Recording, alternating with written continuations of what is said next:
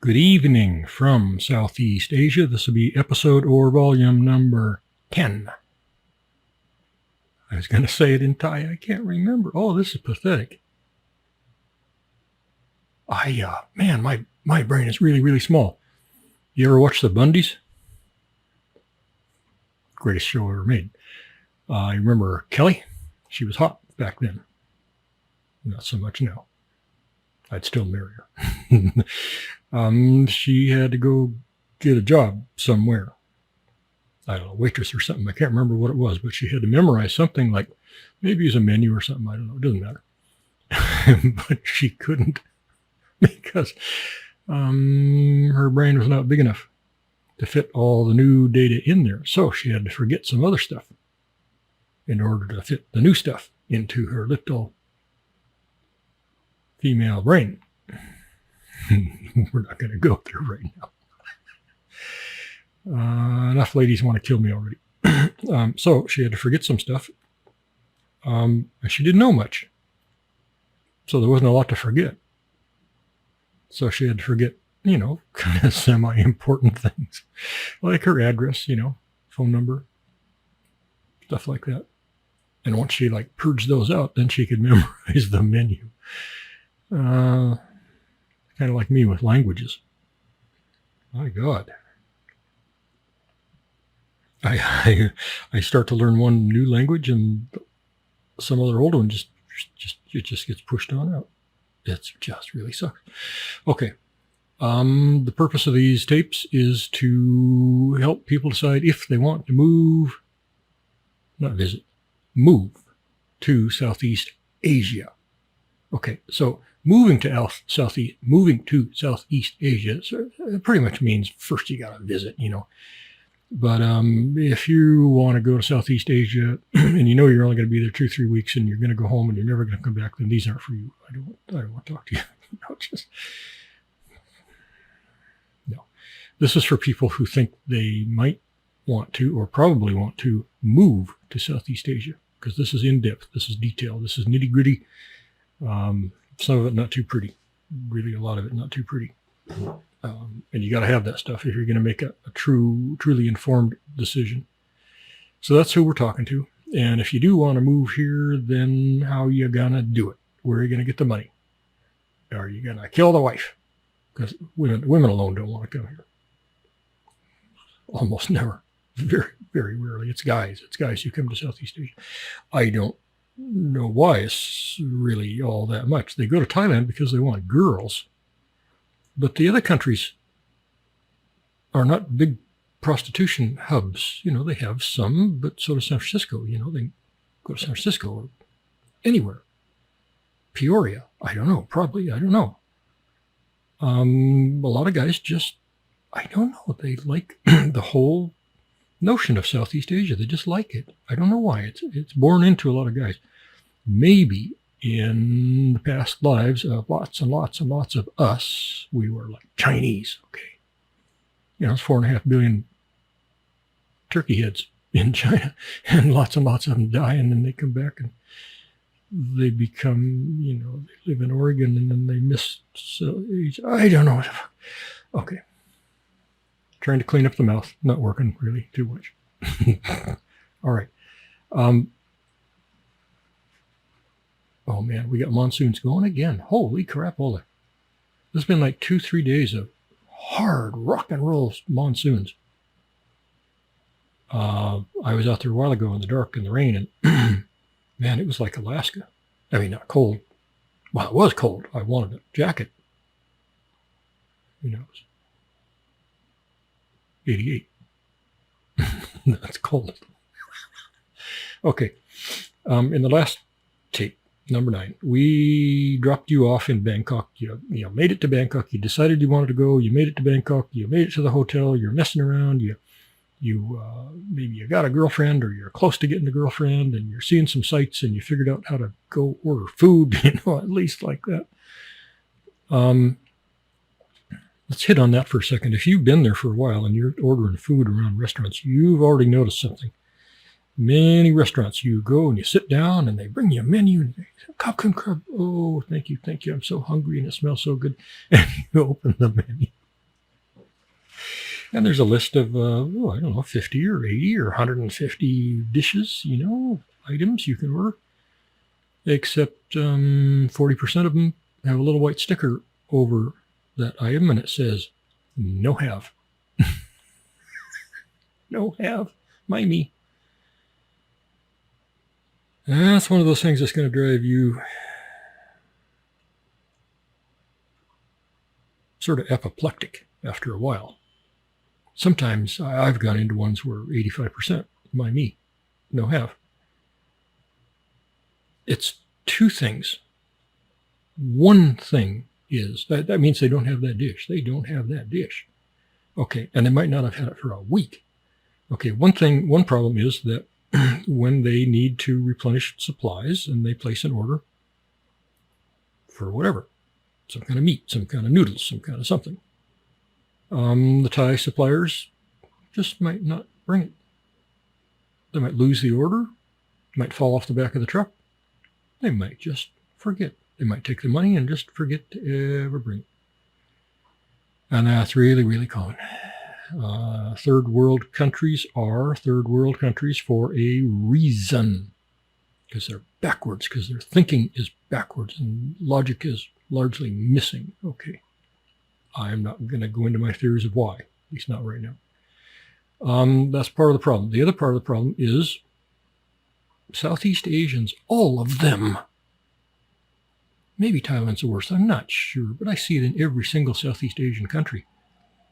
Let's say a business is going along and they're selling,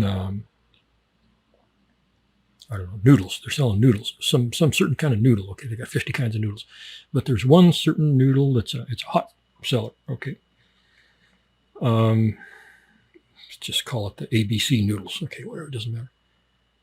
And they're going along and they got a big old, they got a 50-gallon drum of noodles, dry noodles. And they're going along, and over a year, that supply of noodles goes down and down and down and down and down and down. It gets lower and lower and lower. Okay. In a Falang business, when it got down to, I don't know, maybe 25% full, maybe 25% remaining, the owner of that business, a little bell would go, ding, and a light like that. And he'd say, oh, yeah, time to reorder that stuff because we don't want to run out. That's our hottest seller. Now, if you got a database and a computer and stuff, that's going to tell you automatically. You're getting close. You're getting close down there. Time to reorder. Okay. But the vast majority of Southeast Asian businesses do not run on databases and computers. They just don't. It might be decades or generations before they do. I don't know. And so the manager, the owner, whatever, he has to manually watch at the level of every single thing. Okay. Now, maybe a month ago, he noticed that barrel of ABC noodles was getting pretty low. He's watching it go down over a year. It's just going down, down, down, down, down. There's a disconnect in the brains of Southeast Asian people. And they see that. They see it. I've showed it to them sometimes. When I had a favorite restaurant, I like to order some particular dish. And I notice there's supplies of it are going down. I say, hey, you got a lot of that? You got more of that? Oh, yeah. Yeah. Chai, yeah. And then next week it's lower. And I say, hey, you have to order that very often? Oh, sometimes, Okay, and the next week it's gone. And the little sticker on the menu says, no have. It'll say it in English. And they might have it for 3 or 4 or 5 or 6 weeks because they just can't get around to reordering it. It's a mind-boggling problem all through Southeast Asia. They can't make this connection. It's I can tell you exactly why. I know this. I know the answer to this. All kinds of people are going to disagree, but it's fact. Southeast Asians have had pretty easy lives if you didn't expect much out of life. Hell, what do we get going? Get a little earthquake again? Looks like it. I can always tell.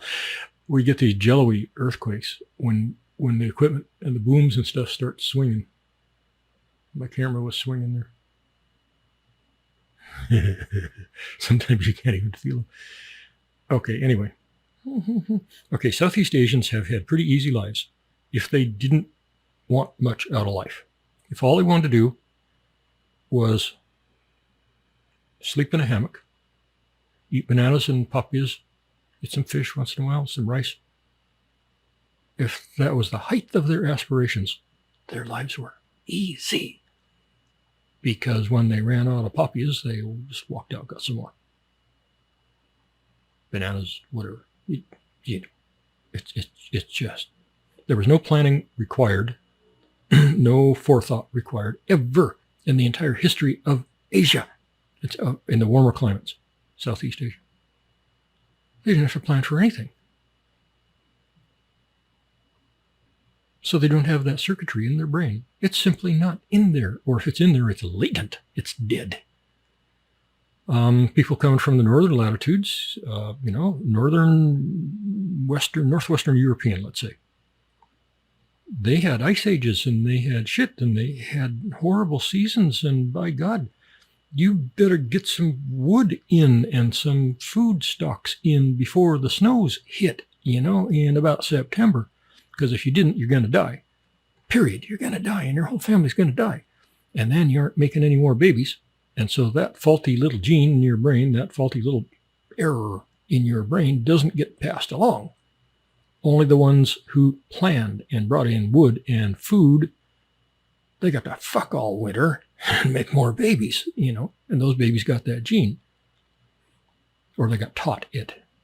Nature and nurture, whatever. Argue it however you want. A combination of both. So those people learned to plan, or they died. Southeast Asians didn't have to plan for anything ever. And they didn't die. That's the difference. So they're coming along, the noodle stocks are going down, and pretty soon they're zero. And they're like, let's see, what do I do now? Well, I don't know. Next week I'll think about it. Okay, in the meantime, they can't sell that noodle. They're losing big money. And also they're pissing off customers. They're pissing them off. After 2 or 3 times that, I just don't go back. I don't go back to that restaurant. And lots of guys do that. The Thais will go back endlessly forever because it's just the way it is. Oh, well, they don't have it today. Oh, they don't have it next week. They don't have it next month. They don't care because they do it themselves. The other thing you're going to run into is you're going to have some certain dish in mind. And you're going to think, man, oh man, I really want something. I want this certain something. Only one place has it. They're 8 miles away across Bangkok. Oh, God, it's a horrible long trip. Oh, God. You try to call them up, make sure they're open. Well, they don't answer. Anyway, they don't answer their phones. None of them answer their phones. They don't understand that concept either. So they don't answer the phone and think, well, it doesn't mean anything at all. You don't call them anymore. You just don't call them because that's going to be the case. So you get in a cab and you go 8 miles across Bangkok and you get there and it's, 5 o'clock on a Friday afternoon and they're closed. And you think, what the hell? What the hell? They just closed. They just didn't want to work that day. Maybe there's no sign. Nothing says when they're going to reopen. They just closed. How many times are you going to go back to that place? Okay, now, I had that 5-story shop house, 5-story double shop house in Thailand. We had quite a number of businesses in there. My girlfriend had 1, 2. She had 2, and she had to manage all the other businesses. Her busy hour would start at, say, 5 o'clock p.m., and she would run until sometimes 2, 3 in the morning. She had food stalls in the front of our shop house. And by 6:30, she was hopping. That's where she made her money. Let's say from 6 to 10. That was the meat of her day. That's where she made her money. So what'd she do? Very often between 6 and 10.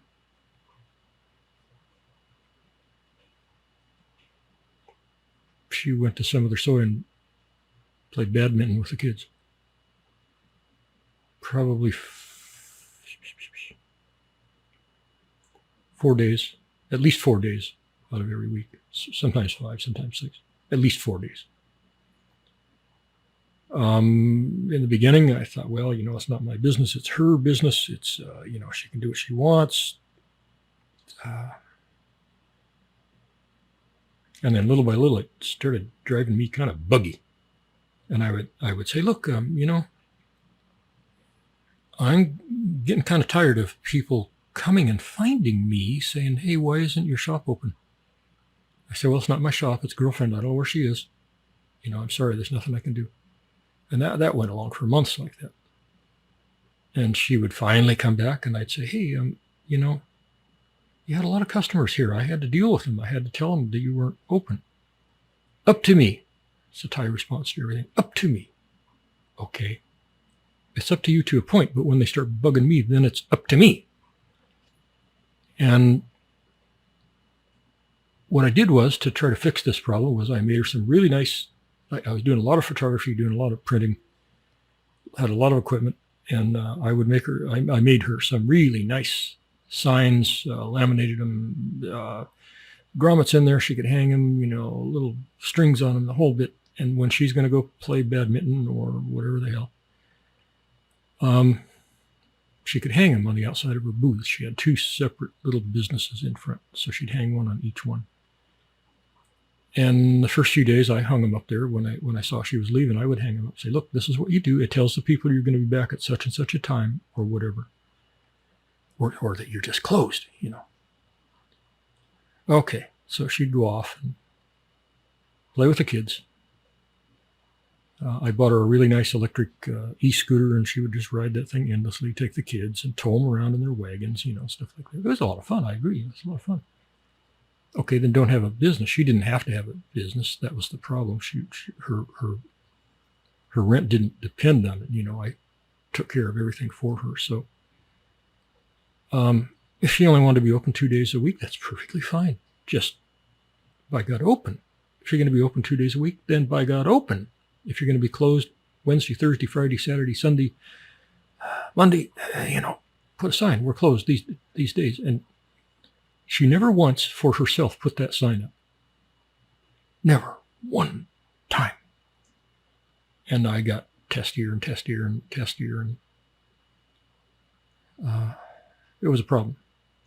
But you're going to run into that. You're going to go to these restaurants or other businesses all over the place. And they're just going to be closed for no reason. Just no reason whatsoever. And I see that in every single Southeast Asian country, even in the malls. Even in the malls. Shops will be just dark and empty. Some of the malls try to put it into the contract that they must open, period. They must open unless they, got probed by aliens and they got to recover or something, better be serious. For some reason they didn't open, and they're only allowed so many of these emergencies per month, or they shut them down. They close the shop. And the Southeast Asians just rail against that. Well, that's not fair. That's bullshit. Well, it's called professional business. You whine and you moan and you cry because you're not making any money or enough money. What's the first rule? Open. What's the second rule? Have something to sell. Oh my God, what a revelation. Okay, so you're going to run into that all the time. If you have girlfriends and you're helping them do businesses and stuff like that, you're just going to get that all the time. I was going to say I never saw one that was better about that, but I did. I dated an engineer up in Bangkok for a while. And I should have married her because I'm stupid, because really, I deserve a ping pong paddle for that. Let her go. Fool, that's the word, capital F-O-O-L. I should have married her. I should have married a number of girls, but I'm stupid. Okay, so that's the thing that's going to drive you crazy. I got a bunch of random notes here. It says, these are things that people wrote in and asked. Yes, if you have an accident with a motorbike, with a car, whatever, doesn't matter what happened, you're at fault. Doesn't matter what happened. I know a guy who was T-boned twice by people running. Once was a stop sign, once a red light. T-boned him twice. And he was at fault both times. One time, he paid a cop to write the report accurately. Had to pay him a lot of money. The guy that hit him was Thai. In both cases, they were Thais. And it was just a principle of the thing for him. He had insurance, was going to cover it anyway. It didn't matter to him at all. But he just wanted something to be done correctly. So he had to pay this guy a lot of money, this cop, to write the report accurately. And he did, and then he got off. But if you have any kind of accident, if anything happens anywhere in your vicinity, you're at fault. Okay. It says, if you come upon an accident, you might be implicated. Do not help. Okay. People used to tell me that all the time. Thais used to tell me, don't stop. And I was like, I can't help it. That's what Americans do. We stop and we help. We do the best we can. No. Even if it's not an outright setup where some group of robbers has staged this thing to make you stop and then to rob you. Even if it's not that, even if it's a real accident, Thais very, very often, maybe you come along 10 minutes after the wreck and you just see bodies in the street. And you stop and you want to help and you want to call or you want to take somebody to the hospital or you want to do something. Just put light on the scene. Anything you can do. That's what Americans do. Don't do it.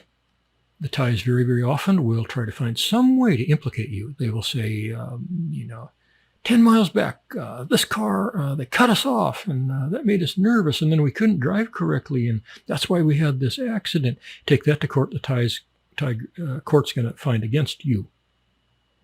Any reason, it doesn't matter, or no reason at all. Don't stop. You come upon an accident at night, your baby's laying in the road, bleeding. Don't stop. That's a horrible thing for a feline to choke down, especially an American or a Canadian. We're not built that way. We can't process that. How can you not stop? Nobody could just keep going. If you can't safely get around them, and I mean way around them, you stop early, you turn around, you go back the other way, find another road. Don't stop. Maybe someday that'll change. I don't know. Maybe dash cams are going to help to start getting around that. You got a recording that shows that you were driving for the last 10 miles with nobody around you, and then you come up on this scene. Maybe the court would accept that, or maybe the recording would just disappear. I'm trying to get across to you just how corrupt Thailand is in most Southeast Asian countries. You're not going to have that happen in Singapore at all. Period. It's not going to happen. Probably, well, maybe not Malaysia either, but it will happen in Thailand and Cambodia and probably Vietnam and right across and Laos. Now I'm starting to talk like a feline. Okay. Just don't stop. So I just got some random other tips here. Girlfriends who gamble and do the money pyramid things, watch them. For God's sake, don't let them on your phone. Not until you've been married 5 years, not even then. They will plug you into every kind of scam gambling network there is. They will take control of your phone, and you might not even be able to recover that phone. You're going to have to swap out the SIM, wipe it, start from scratch. Once they get that shit in there, there's no way to just take out that stuff. And I've had that happen a number of times. And they don't know what they're doing. they're just clicking on links as fast as they can in their little gambling schemes and scams. On the online gambling I'm talking about, if they get into the money pyramid schemes with quote unquote friends, they're going to lose their money 100%. Do not let them do it. They're not going to probably tell you if they think you know about this stuff. They're not going to tell you. They're going to lose all their money, whatever money they've got. They can go really heavily into debt on these things, and then suddenly Guido, is coming calling, wants his money, and they're panicking, and they start looking at little random things of yours they can sell, and they'll take them. Things that they think you won't miss for a few months, and then when you do miss it, well, I don't know what happened to that.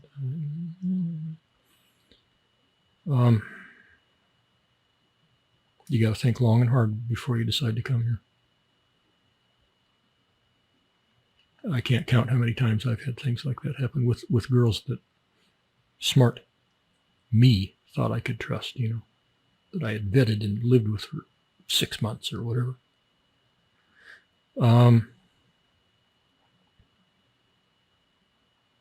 The gambling is huge.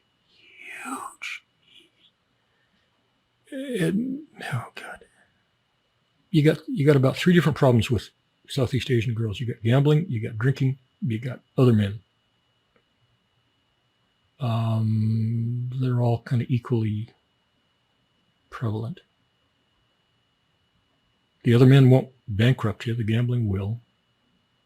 If you care about some stupid girl and she, racks up $15,000, $20,000 US in debt on one of these scams, and you don't want bad things to happen to her, because they will find her. They will find her in the dark. They'll find her, someday when she takes a tuk-tuk to the mall, they'll find her. And something bad can easily happen to her, and also to you, though. They can end up at your house, 2 or 3 guys with guns, and just clean you out because she owes them 10 or 20 grand. Really common. And you won't even see it coming.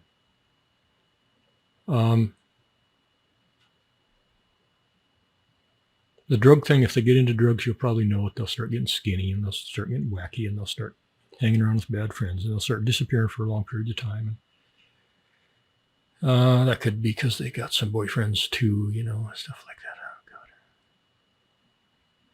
God. Okay, so somebody wrote in the weird thing here. I don't know where the hell they're coming from on this. They want to know if Thai girls are clean, quote unquote, there. We know where there is. They must have been talking to somebody who told them some kind of shit. I don't know. Thai girls are the cleanest girls there are. More so than other Southeast Asian girls. Thai girls are the cleanest there, quote unquote. Thai girls virtually never smell bad there. That was a humongous turnoff for me with Farang Western women. Oh God, so many of them just can't seem to figure out this hygiene thing. Not all, but way too many. It's okay, let's not belabor that stupid thing. Okay, here's a thing about Thai girls that might bug you, might not. Don't know. Southeast Asian girls, all of them, think nothing of prattling on about their periods. It's just open conversation. At dinner, doesn't matter, whatever. Anytime, anywhere, it's fair game, open subject. Now, some of us, some Westerners, were raised in an environment where it's not talked about. It's a private, personal thing that a lady takes care of privately and personally. Nobody knows about it ever. The only time they ever know anything about it is when they see the supplies, in her grocery basket. Other than that, they don't know anything about it. They don't want to know anything about it. In Nepal, pronounced Nepal in Thailand, Nepal, I don't know why.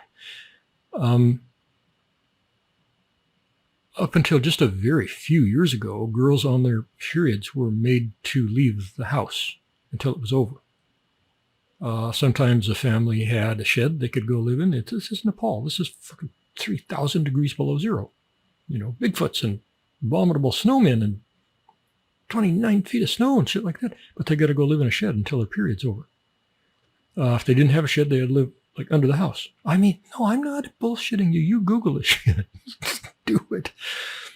I'm not bullshitting you about anything. And so they just go live under the porch, under the house, under the porch.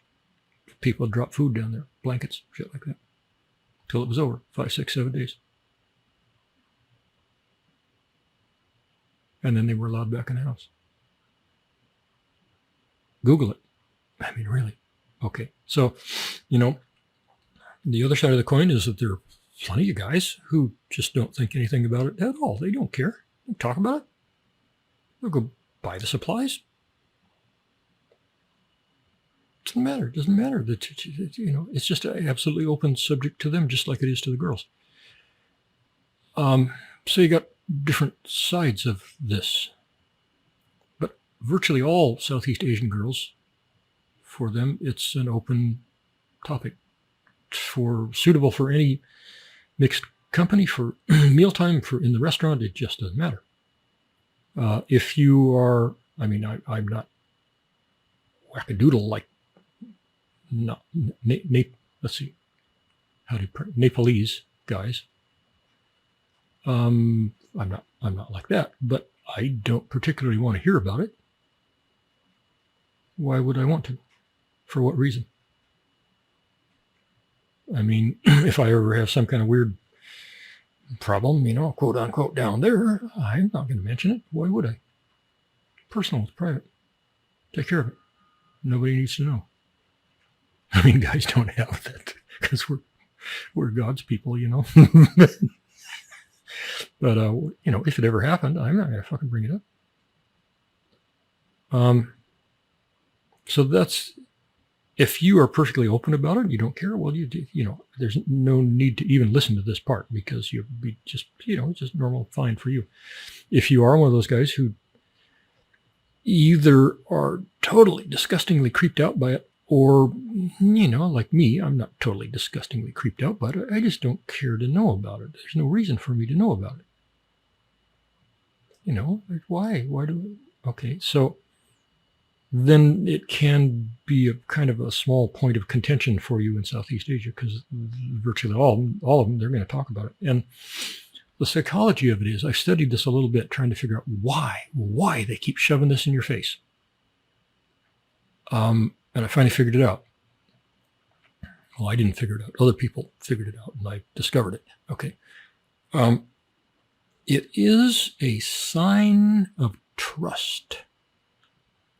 By opening up to you about this subject and what's going on with their body, they are showing you that they trust you almost completely. They feel they can share anything with you. And that makes them feel good, makes them feel warm and fuzzy. You're kind of like a girlfriend to them now on some level. They can just talk to you.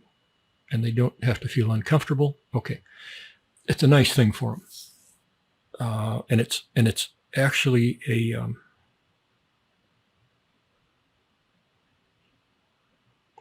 they're showing you that they're kind of putting you on a pedestal. You are special. You are trustworthy. You are their man. You are their friend. So, when they start talking about this stuff, instead of saying, "Oh, honey, I don't need to really hear about that."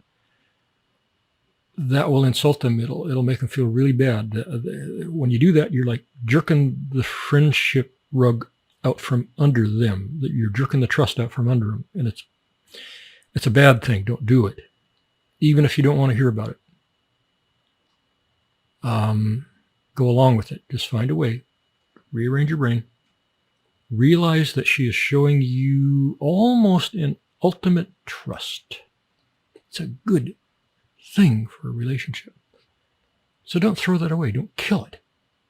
Don't wreck it. Don't insult her.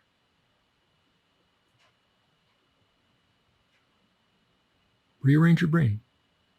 Because they do plenty of rearranging their brains to try to accommodate our stupid shit, like our tempers and our bad language. There's some phalanx cuss a lot. Those fuckers, I hate them. I hate those guys. Fuck them. I don't ever want to be one. But if we are one of those guys, they'll do their very best to kind of look the other way. They think it's very juvenile.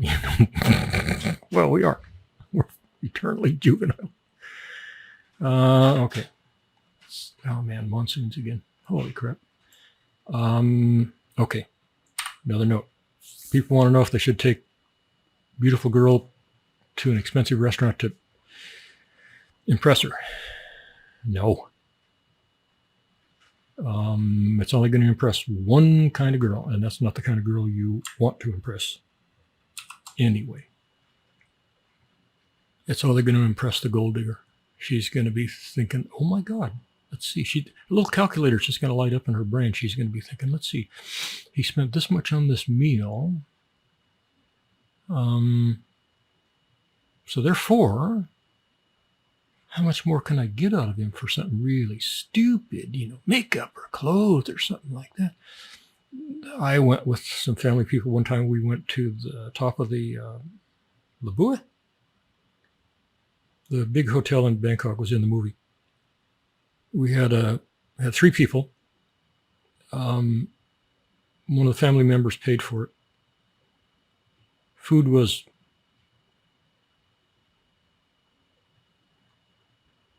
just mediocre. Just mediocre. Top of it was up on the roof deck. Service was 4-star.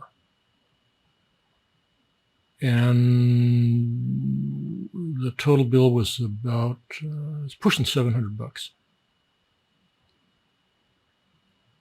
And nobody was impressed, not even the girl. It's a waste. Take her to a little Thai cafe, a little food stand with seating. And then if you want to show off, get her some shrimp, get her something like that. Let her eat food that she likes, that she's comfortable with, in a place she likes. It's going to cost you, $10, $15. And she's going to be happier than any girl at the top of the Labua Hotel. That was the movie. That was the hotel in that movie with the tiger and the hell was that called? I can't remember. There's like 3 of them. I think only one of them is worth watching, but it's really worth watching. It was filmed there. It was an okay hotel. Super expensive. Food was mediocre. No better than mediocre. Nobody cared. It was a waste. Total waste. Well, no, it wasn't. We learned not to do it again. Okay. Expensive restaurants? No. Take it off your list. Fuck it. No. Okay. You will get girls who their dream in life, especially Thais, poor Thai girls, their biggest dream in life is to have titties because they mostly don't have any. For a lot of guys like me, they just don't care at all. It's a null point. It means nothing. It means less than nothing to me, big or small. I don't care. I only don't like them big and sloppy and nasty looking. But the girls, of course, they want titties. Guys want big cocks, girls want big titties. Okay, that's whatever. The guys can't get big cocks if they don't have them already. But the girls can get big titties for not a lot of money. For First of all, if she's bugging you for that, it's not a girl you want to have around. If she mentions it in passing sometime, she's kind of letting you know what's on her Christmas list, but not really asking for it. She'll mention it like one time and never mention it again. Then, okay, that's, not that you want to get them for her, but that doesn't take her out of the running. If she's harping on it, once a month, oh, I wish I had titties. Oh, my titties are so terrible. Oh, God, whatever will I do? Just help her pack, get her gone, because she only wants things like that from you. And once she got the titties, it's going to be another thing and another thing and another thing and another thing. And then pretty soon a motorbike and then a car and then a condo and then a bank account. And then it's not going to end ever, ever. Trust me. If she's bugging you for titties, say, well, you're going to have to go find somebody who can give you titties because it's too expensive for me or whatever, And she'll probably shut up about it for a while, but sooner or later it'll come up again because that's, kind of like at the forefront of her tiny reptilian brain. Thing is, chances are extremely high that you're not going to stay with this girl or any other, especially if she is bugging you for titties. It's not going to work. Okay, so I know a lot of guys, oh God, I can't count the number of guys who've done this. They go buy them titties. Maybe 80,000 baht, something like that. Let's see, how many dollars? I can't remember. Let's see, 10,000 baht is about $300. So times 8, whatever. The cheap, you get the cheap guys in Bangkok, and a lot of times the girl ends up dead. You pay a lot of money, like 120,000 baht. It's probably all gone up by now. Chances are much higher she's going to live. Okay. Anyway. I was going somewhere with that. God bless it. Kelly Bundy. We'd be mates. Oh, yeah, okay. The chances are exceedingly high, like up around 99.99999. How many nines do you want? Percent that you're not going to stay with this girl very long. And if she's pestering you for titties, it's pretty much 100% you're not going to stay with her. So other things are going to crop up. So you bought her the titties. You paid a lot of money. You went through the 3 or 4 months of care, all the bullshit. Now she's got big, beautiful titties.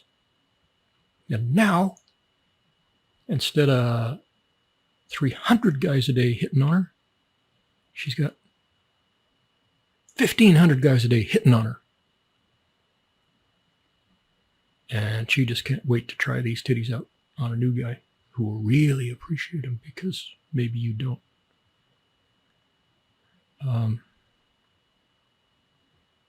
Does wanting big titties and having big titties mean she's a slut? Not automatically. But it's a huge factor pointing that direction. I mean, girls want big titties for themselves, yes. But they want big titties for guys, too. It's to interest guys. Well, if she's committed to you, why does she, and you're happy with her titties, why does she need other titties? Well, for me, I want them for me. I want to feel good about myself. Well, okay. You really want them, get a job, save it up. I've had a few girlfriends that I was stupid and naive, and I thought, man, this is the girl for life. Maybe, possibly, very, very well could be. And she just wants these titties, and she would make her really, really happy if I bought the titties for her, and she'd be, oh God, she'd love me more. She'd love me more. And I almost did it a few times, maybe 2 or 3 times. I thought kind of semi-seriously about it. And then I came to my senses. Usually I'm really slow to make decisions like that, which is a good thing. And so during the time that I was waffling about it, more and more of her character would start coming out, and I would see, oh yeah, oh yeah. Now I'm seeing the bigger picture about this girl. Okay. The other thing is, you buy her the most gorgeous titties on the face of the earth, and then she runs off with another guy, and then he gets to enjoy them, at your expense. So forget the big titties. Just don't do it. Just don't do it. Unless, you've been married for 5 years. Oh, hell, even then. They fuck you over even then. So I just got to say no to big titties. I don't see any upside to them except in the very short term. And that's not enough to justify the cost and the risk to her life and her health. No, just say no. Girls like that will pretty soon start bugging you for, especially if you get them the titties. Then that just opens the floodgates. Pretty soon they want a motorbike, and then a car, and then a condo, and then some land, and then a business. And no. I've had a number of girls that wanted to have a business, and they wanted me to give them, it's a huge amount of money. They can go take some class, and they would buy into a franchise for some business, And I would tell them every business I ever started in has been a shitload of them through my life, most of which have been successful. I did it $1 at a time. $1 at a time. I started with nothing, and I figured out a way to make some product or provide some service, and I would do it on a teensy tiny little scale, and I'd make a little money. And I think, well, okay, then that worked okay. And I take that money, invest it back in, and make a better product or a better service. And then I'd make more money. And I went like that. And then when I was all done, maybe if I wanted to sell that business, it's just mine. I own it. I never got to make payments on it. I don't have to answer to anybody in some franchise structure. My wife did that, and it drove her crazy. Don't buy her a business. Don't do it. It's the same principle as for the titties. Don't buy her a condo. Don't buy her land. Don't buy her a business. Help her start something if you really think, so you're investing your time and your expertise and your knowledge. She's got to want it bad enough to do it. She's got to do the grunt work on her own, because if it's just handed to her, she's going to squander it. I see virtually every single Thai girl or any Southeast Asian girl who is handed a business or something like that, they squander it. Virtually every single one of them. You come back to me 5 years after you've been in Southeast Asia for 5 years and tell me that didn't happen to you. You won't be able to, unless you're really, really smart and you're following this advice. If she starts asking you for money, flat out for money, think about trading up. That's a little bit of a tricky issue. If you want them to come and stay with you, either they got to go to work and get their own pocket change, or you have to give them pocket change. And it's up to you. It's hard if they've got a job and they're gone working all day, and you're alone and you don't like that. That can be hard. But it can also be good, because it gives you a break from them. A relationship can last one hell of a lot longer if you get time apart. Be a hell of a lot happier and a hell of a lot more stable.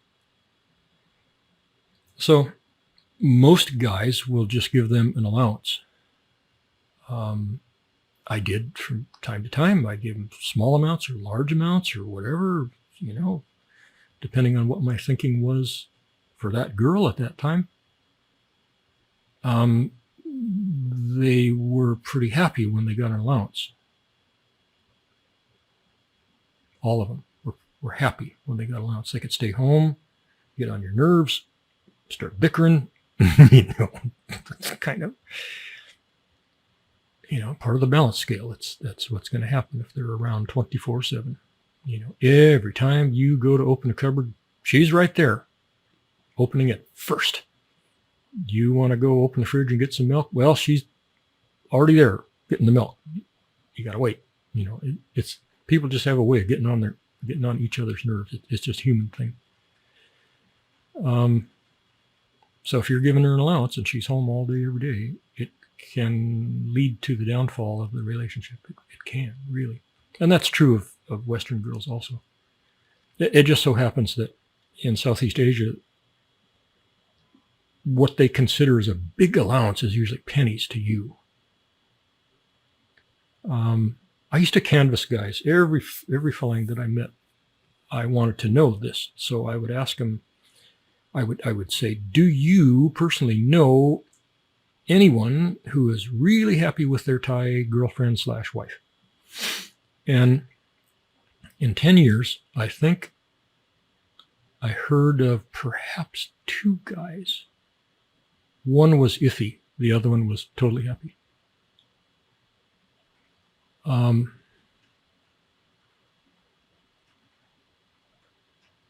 If her family starts asking you for money, get that shit stopped right immediately. Get it stopped. Tell her, have a talk with them. It's not proper for them to ask you for money.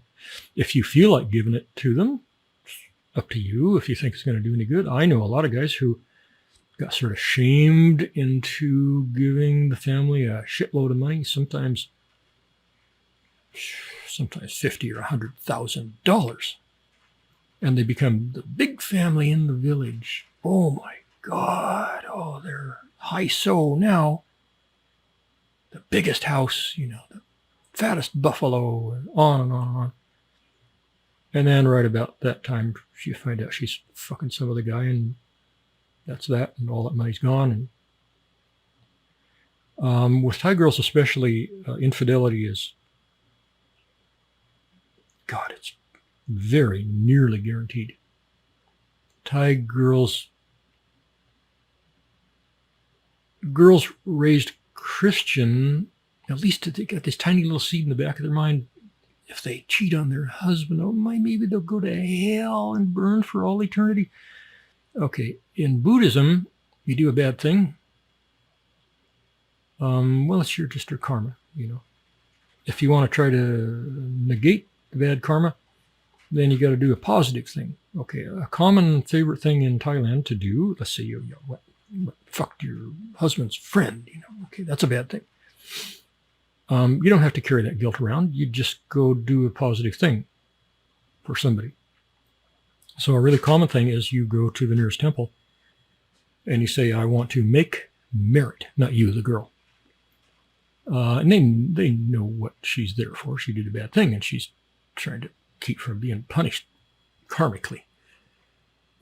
So they will give her some brushes and some buckets and some soap and tell her to go scrub latrines.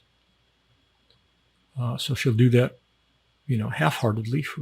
Supposed to do it for 3 days. She'll do it for half a day and then come back for an hour on the second day, and then that's that. And then her conscience is clear because she has made merit, and she's absolved now from any guilt. And we'll probably go into that more later. But they don't have the same sense of morality or guilt or anything that Western women do. They just don't feel bad about it. They just don't. Awful lot of stuff they don't feel bad about at all. It's almost like that little part of that prefrontal cortex is missing. Okay, family ask for money. It's a terrible thing. Stop it. If it keeps up, if it continues, I'd say get rid of her just for that. Either sever contacts with the family between you and them, not between her and them.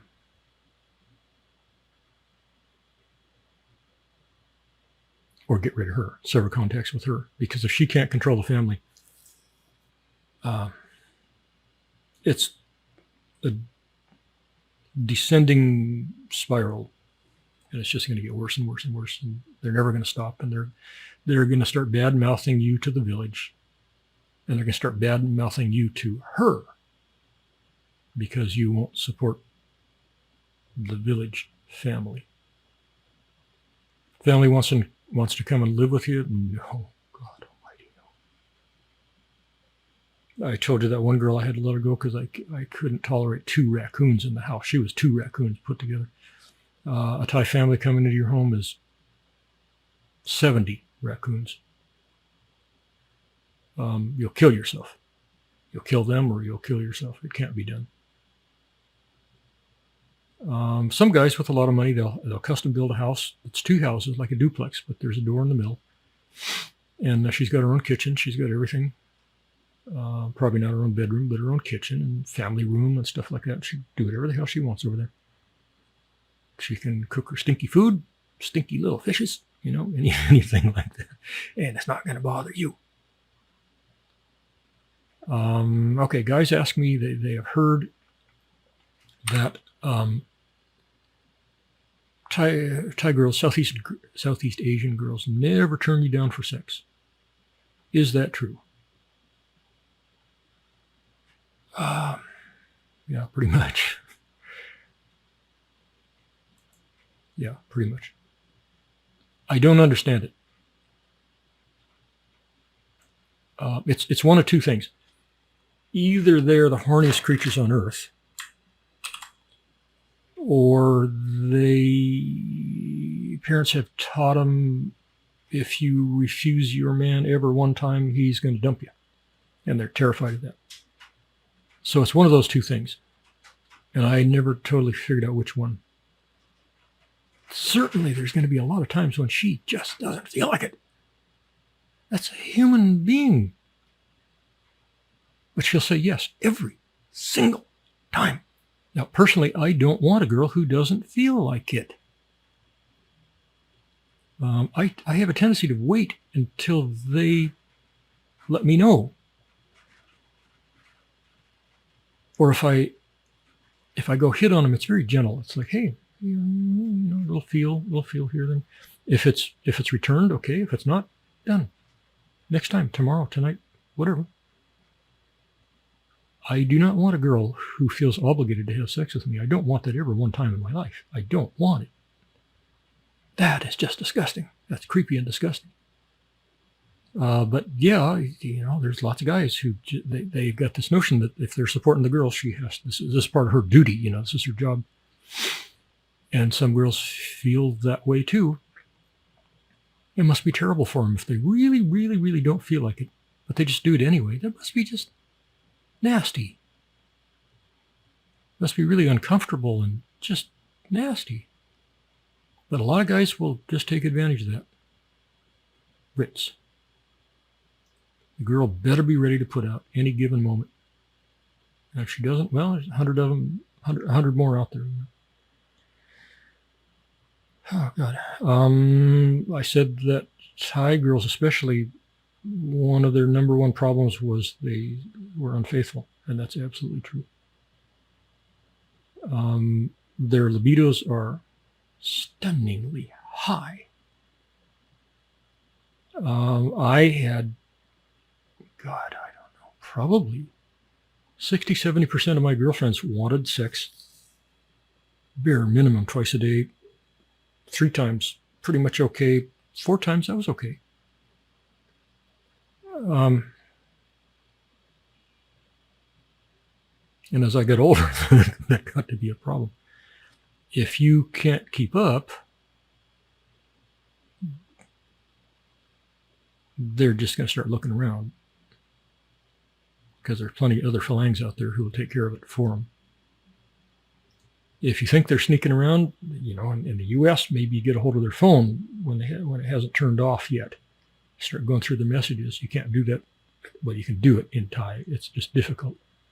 You got to have a translator that will take a picture of an image and then translate it. Translate the text on the image. See who they're talking to. It's really difficult to do it. And it's sneaky. It could be argued that if you can't trust them that much, then you can't trust them at all, and get them gone, get another one. Well, okay, that's a nice ideal, but Southeast Asia, you can't trust them, period. You may not ever find one you can trust. Well, can you trust a Western woman? No. No. You think you can. You can't. And that was a hard thing for me to learn. Before I got married, I was a busy boy, and I had a lot of experience. And then after I lost her, I was in Southeast Asia, and I got more experience than, God, I don't know, probably more experience than any 100 Western men. And I just learned shit. I'll tell you stories about that later. Is it immoral to check up on her? No. I don't believe so anymore. I used to think so. I used to think, that would be a horrible, low-down, sneaky thing to do, asshole. I don't think that anymore. If you think something's going on, try to mitigate the pain it's going to bring you and find out sooner rather than later. Just find out. If she is, then she's gone. No talking about it, no sorries, no nothing, just gone. Just at that instant when you find out, you help her to the door. You say, wait outside a few minutes, I'm going to bring your stuff out, and you don't ever come back here. In a condo, it's nice because they'll have security, and you go down and you tell a desk. I used to, this sounds really bad. I used to print pictures of them, take them down to the desk, to the guards, and say, this one, Badai, cannot come in. And they'd laugh and they'd pin it up. Okay. Because they were used to it from all the other guys.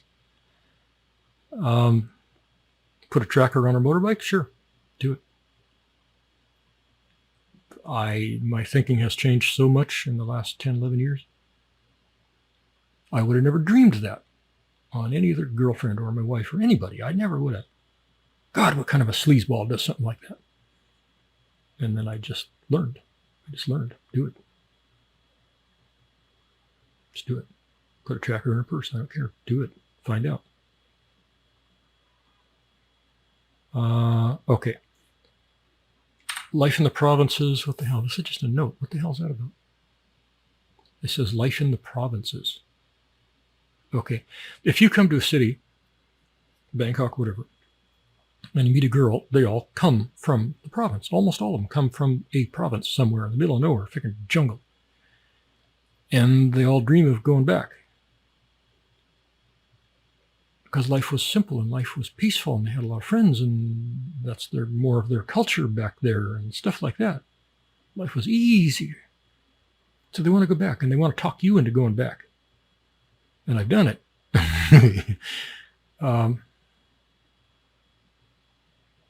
Good God, I've lived in Whoville and the Shire. Have I really? They have the charms. You got to be a special kind of person to do that.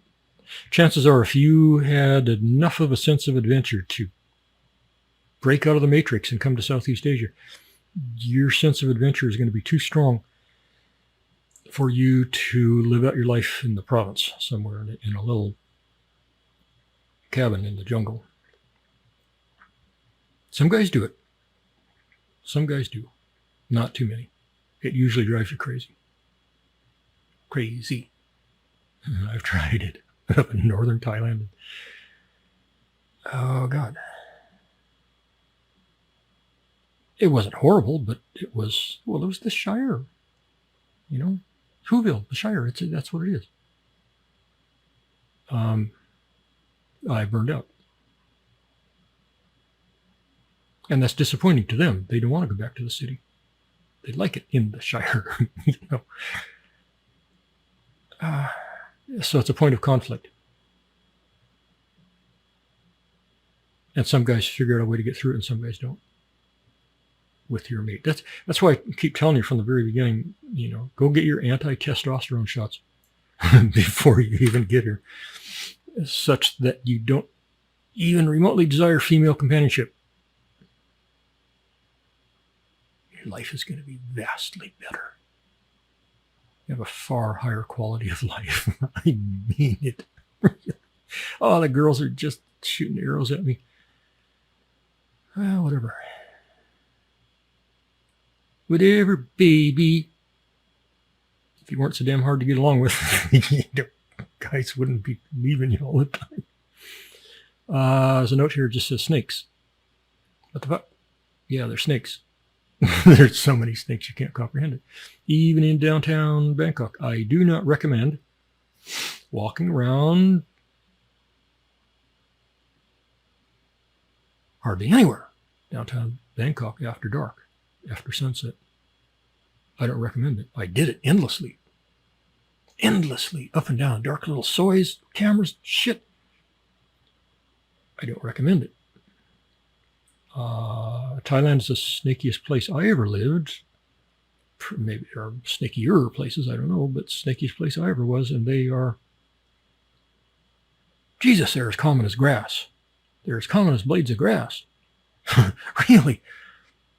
When I first got to Thailand, I had this girlfriend, and we'd be on a bus going somewhere, and I would look off into some, 2-acre little grassy place with a little bit of water, and I would just jokingly say, "Hey, you think there's snakes in there?" And she'd just look at me like, "Well, you're kind of a dumb son of a bitch, aren't you?" And, well, yeah, there's snakes in there, yeah. And I was like, oh, she's just trying to scare me. Oh, Jesus Christ. Oh, God. Oh, God. You cannot comprehend the number of snakes, and they're in downtown Bangkok, and they're living in the sewers and under the sidewalks, and they come up through the cracks and bite you in the nighttime. It's dangerous. It's dangerous. Oh, God. Oh, God. I was walking by, I had this route that I used to walk from my little condo to someplace, it's a restaurant. And it was 2/3 of a mile, something like that, maybe half a mile. I'd walk this little route. And then it was, in the city, normal city environment. And one night I'm walking by and there's a big crowd there. And everybody's rooting around under a car, this parked car. And I stopped and I watched, and finally they pulled out, I don't know, maybe 16-foot constrictor of some type. He'd been just sleeping under the car because the car had parked there and it was warm under the car, and he slept there. Constrictors are about as dangerous as a venomous snake because they will wait for you. The poisonous snake will nail you, and then he backs off to see if you're going to die. The constrictor will wait for you.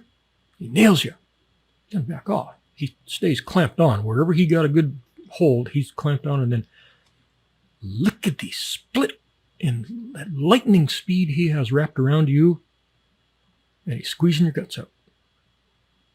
And he doesn't let go with his mouth or with his body. And you might not have had time to yelp. So you can be 30 feet from a business, and he gets you, walking by a parked car, and he gets you in the dark. You don't have time to yelp. And he's got you halfway into the car. Nobody even sees you. And he just wraps you up, suffocates you, swallows you. Maybe later somebody will see this big old fat snake, slithering off towards the jungle, or maybe nobody will see him. If it's the middle of the night, he might just slither off. And they're plenty big enough to swallow a human whole. They do it all the time. So, still want to go to Southeast Asia. I'm deathly afraid of them. I hate them. I used to ride rustler patrol for a big ranch. So I was on horses all day, every day, almost 24/7. And I declared war on them because one of them bit my horse one day. And I wore out 3 guns, killing them. Thousands and thousands of rattlesnakes, thousands and thousands. I thought over a period of a year or two I would reduce the numbers in that area so that they weren't such a big problem. No, it didn't reduce anything at all. It didn't reduce them by 1/1,000,000th of 1%. But that's how much I hated them. And I knew they were in Southeast Asia, and I didn't know they were in fucking Bangkok, though. I didn't know that. And I learned. You got a little motorbike? Okay, you take it to the restaurant, you park it. It's kind of warmish. You go in, you eat for an hour, hour and a half. You come out, get in the motorbike, start it up. You're going off down the boulevard, and something catches your eye, and you look down, there's a fucking snake. The engine is getting too warm, and he's looking for a way out. So he's hanging out there a foot, right by your head's right by your knee. And he's looking for a way to get away, maybe looking for something to bite. He's pissed off. Okay, people just nail the brakes. They fall down in the street. And Thailand has snake experts everywhere. And the government is really good at sending those turkeys out post haste. And they'll show up within minutes. Well, not always. But I moved into a house one time, and the whole under the house was just chocked full of Malayan pit vipers. Really nasty bastards. You can Google them. Malayan pit vipers. I don't know how many were under there, but they were just everywhere. And it was quite a process. We never could kill them all. The government came and sprayed under the house, poison and all kinds of shit. Killed some probably, but they were still coming out. And we had to concrete over. We had to go all the way around the house and concrete over any gaps in the pad. We had to dig a trench all the way around the house, and then fill it with concrete, and then build it up to seal that pad. And it had to be deep enough that they couldn't tunnel out under it. And we never saw one come from under the house again. We saw lots of others up and down our alley and in our parking space, but we never found any place that they got out from under there. So however many were still under there, they died under there, starved to death probably. They're a big problem. God, they're everywhere. I don't know anybody who has never run into a cobra in the garden. Everybody does.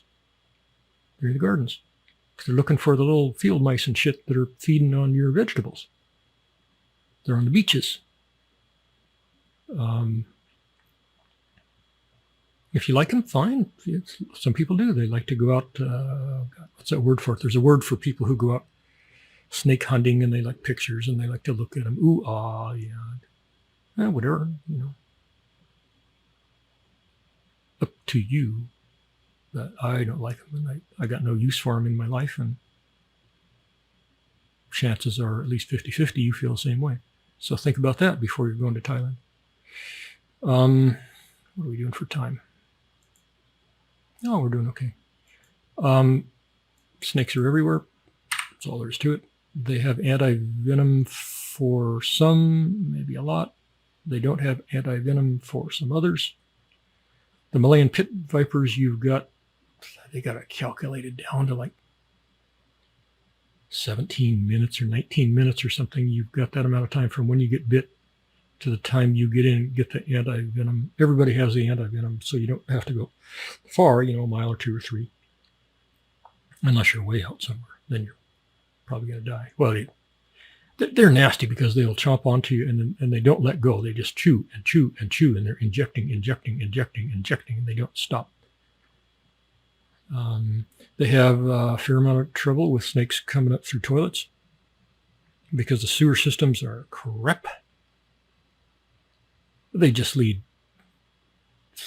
out of the building and into open sewers. Where else would a snake want to go? Up dark holes looking for mice and shit. That's what they do. And they'll come up your toilet. And you're sitting on the toilet.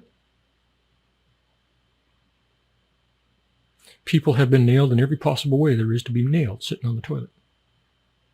There are special valves you can get for toilets. You got to pull the toilet off the floor, and you put this special valve in that the water and the poop and everything can go out, but the snakes can't come in. It's a check valve. It's a spring-loaded thing. But they have a tendency to plug up and stuff, and they're problematic. And Now I mostly just stay in tall condos, although my neighbor 3 doors down, they could have a snake, and he gets into their toilet, comes into my toilet, you don't know. So you think about that, next time you're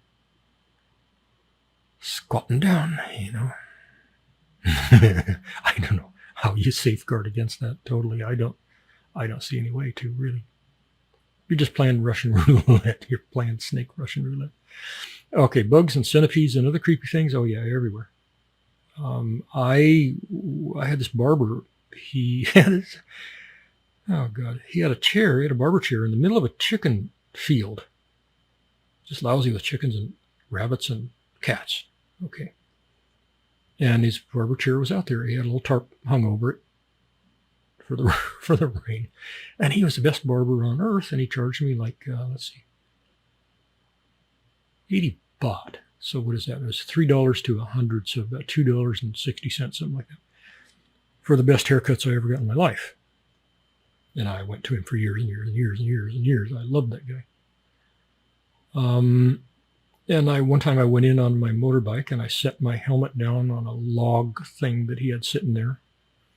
And I got my haircut, got done, and put the helmet on, cup and crud, see you later, bye-bye. Rode away, and I got about 3/4 of a mile away on a little windy, really narrow 2-lane soy thing through the jungle. And kabam! I got this fucking bolt of lightning in, let's see, it was right behind my ear. Right behind my upper ear. And I thought, what? I thought it was a bee. And it really nailed me. I thought it was some kind of African killer fucking bee.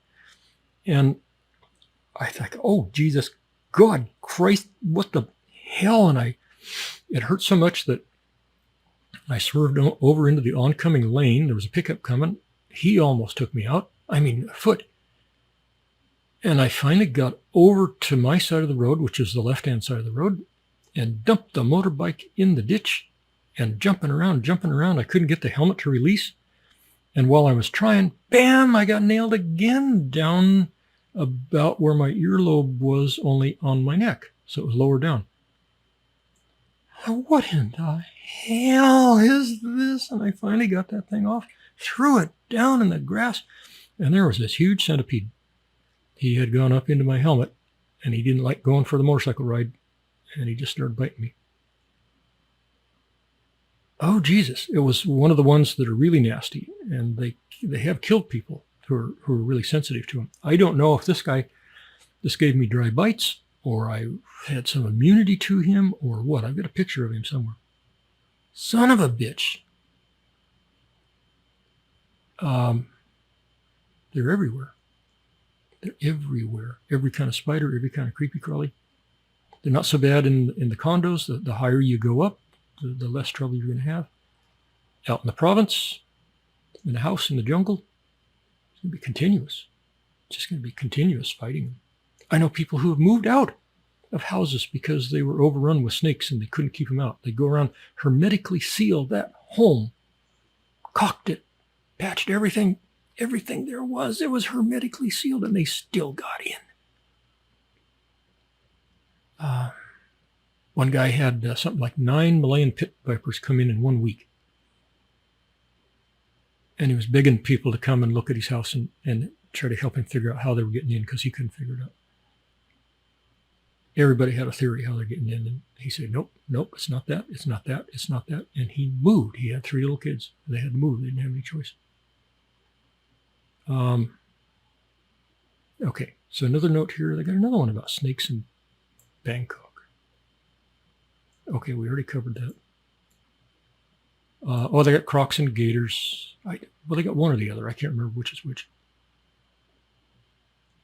I took a girl in a pedal swan boat one time in a slough thing at a recreational area. And it was all jungly and little islands and this and that and stuff like that. And we were pedaling around, hotter than hell. And I wanted to go over and look at this little island thing because there was a little bit of a beach there. And I thought, maybe we can get out of the swan, and sit on that little beach thing for a while. And as I got closer to that beach thing, she's like, no, no, no, no, no, and no, no. And she was just panicking. She said, you don't go there, don't go there, don't go there, because there might be whatever, gators. Crocs are saltwater, right? Gators are freshwater, pretty sure. So it would have been a gator that she was worried about. And I'm like, well, I don't think so. This is a popular recreation area. I don't think they have gators here. Oh, yes, they do. Yes, they do. Yes, they do. Okay, she had grown up around there. And I finally backed off. But I got no closer than like 15 feet from the little beach thing, and she was just terrified. She was terrified that if we got up there, one would be in the little jungle, a little ways up on the bank, and he would like leap into the boat and we'd die. So listen to the natives, really. Crocs and gators. Jesus. Elephants. Some areas, there's wild elephants everywhere that will kill you. You see them on the highway, don't try to pass them. Don't, just stop as early as you can, as far back as you possibly can. Wait to see what they're going to do. Make sure if they decide to charge you, you've got more than enough time to turn around and right away. They can't outrun a motorbike. But you got to have time to turn around. Some guys will think, well, they're over on the edge, on the shoulder. I can go over to the other side, go by really, really fast. No, they'll see you coming, they'll head you off, and they'll kill you. Some of them are pretty nasty. They kill a lot of farmers every year. They love farmers' crops, and so they sneak in, they break down the fence or whatever, and they sneak in, and they don't sneak in. They come in, and they start eating all the whatever, and the farmer's pissed, and he runs out there, and he's trying to chase them off, and they just say, no, fuck you.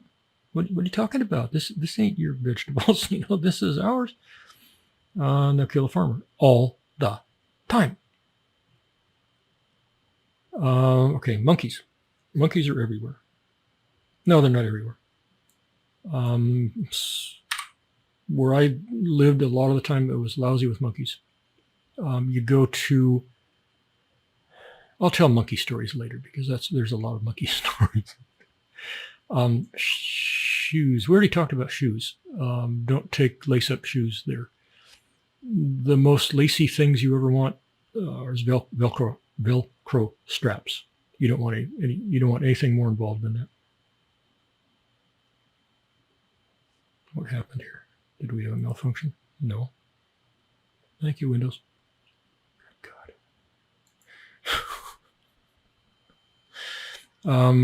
Okay, shoes. We covered that. We covered that enough. Sandals or hush puppies, something like that, because you're going to have them on and off. Driving. They used to say they were second or third most dangerous in the world. Then independent investigators came in, went through the books. The Thai government had been cooking the books, lying. It's called lying. And turned out they're the number one most dangerous place in the world to drive. I don't know how I lived there. I never had a wreck. Never had anything. Never nothing. I had ridden, God, I don't know, probably pushing a couple 100,000 miles in the U.S. on motorcycles without a problem, and really high-end, fast, 200-mile-an-hour stuff.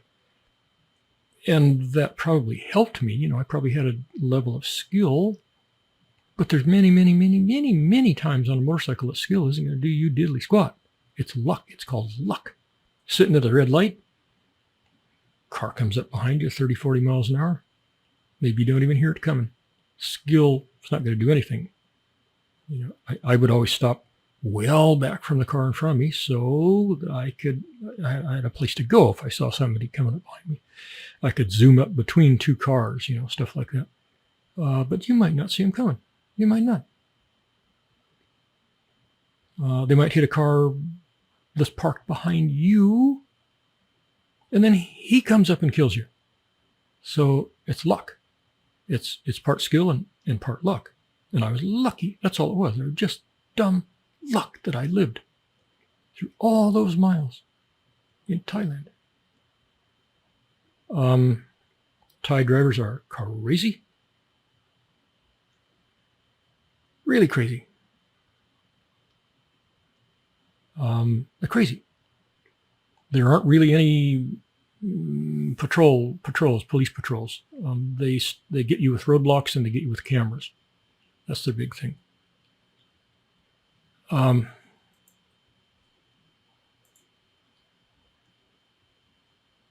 The driving one I'm going to leave here for now too, because I've got a number of stories about that, and we're almost out of time on this one. I'm going to try to keep them a little shorter. Health insurance, we'll do that later. And then there's one big question down here at the bottom, and we're going to do that one later also. So let's go ahead and wrap this up. We'll keep this a little bit shorter so it's a little easier to render. We're at an hour and 25, 26 now. Let's see. These got routed. The first 10 are getting routed to the RSS feeds. You can see them, get them in the RSS feeds. The RSS feeds automatically sent, I think, the first 10 to YouTube, and then we stopped that because we don't want a lot going on YouTube because we hate YouTube. We've talked about it before. Everybody who puts content on YouTube has trouble of every type and description, and I don't want to have anything big and established on YouTube for when, not if, we have trouble with YouTube, because everyone does. Unless your grandma showing people how to knit. That's about all they want on there. They don't want anything else because they're insane. They're clinically insane. That's all there is to it. They're stupid, snowflake, insane people at YouTube. So we'll have these 10 on there, and then that's all. We won't put any more on there. So if you want these, if you want the original contents, you always got to go to stockphotosworldwide.com. You'll find everything. You find all the aliens. You find all of this. You find all the photographs. You find everything is there, and it will be there forever. We could dump the RSS at any time. We could dump YouTube at any time, whatever. So don't count on those things at all. Okay. As always, everything copyright 2023 by stockphotosworldwide.com. If you see these hosted anywhere else on anybody else's site, tell us. We'll sue them like we've done in the past. We'll send you a third of any settlement we get. A third, that's a promise. That's my contract. If I don't do it, sue me for that. We'll send you a third of whatever award we get. Can be big, sometimes 10 grand, sometimes even 30 grand. Tired of those guys. Half of YouTube is made up of illegal, infringed, stolen content. YouTube won't do a damn fucking thing about it. We lost a trademark because YouTube wouldn't honor our registered, the R with the little circle, registered. They wouldn't honor that. And we lost that trademark, and we lost a business from YouTube many years ago. Anyway, okay, we're done.